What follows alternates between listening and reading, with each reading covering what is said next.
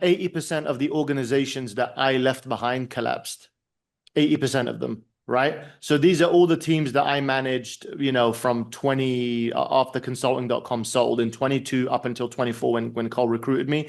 80 to 70% of the teams collapsed completely. Revenue dropped to 10% of what they were making with me. It's not just to say, hey, look how amazing I am. That's not my point. My point is, as soon as someone stopped watching the teams, okay, as soon as someone stopped. So my point is, this is the way our business works, and nobody wants to say this, and everybody wants to maybe feel like, hey, we can have a self-managing team. When you have a self-managing team, you are in the 1% of the 1% of everyone, right? Like, it's very difficult to find those self-motivated individuals. Now, I could tell you, let's go recruit some people who are self-managed, but it's like looking for a unicorn. It's very, very difficult. So my answer to you is, first of all, is we have to accept the fact that this is the case and these guys are going to need management. So that means whenever you let your foot off the pedal, I mean, even Cole today, I can give you Cole as a good example, right? Dude is still on the call, still looking at the sales tracking sheet, still telling me, hey, David, what about, because he's the eyes I don't have, because obviously I need someone to look where I can't see,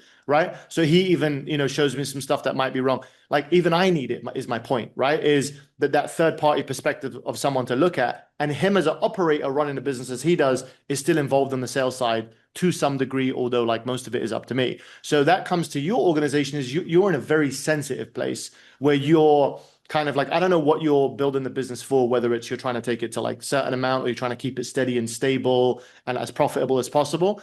But whatever you're doing, because of the nature of your business, it's very people driven, right? So we need you to have your eyes on it constantly. So the only thing you can do is to have someone have a set manager in place. Okay. Even that's going to need you to manage it, but it will take at least some of the pressure off of you. Or you're going to have some extrinsic motivators for them. And this comes to what you just mentioned, which is if you hit KPI, you hit this. But I wouldn't take away what they have. If you do that, both of them will quit. It's got to be, you can do that with somebody new that comes in, right? But someone that you have right now that you're working, if they're kind of new, maybe you could introduce a takeaway. But other than that, I would introduce incentives. So we have incentives such as you hit 130,000 in cash, you get a $3,000 bonus, and you increase in tier commission. And Cole even wants to bring another one in, by the way, on top of that, another bonus, right? So you increase from 8% to 9.5%, then from 9.5 to 11%. So it's best that you look at your commission plan and structure it in a way that motivates them. Here's the key. If it doesn't motivate them, fire them.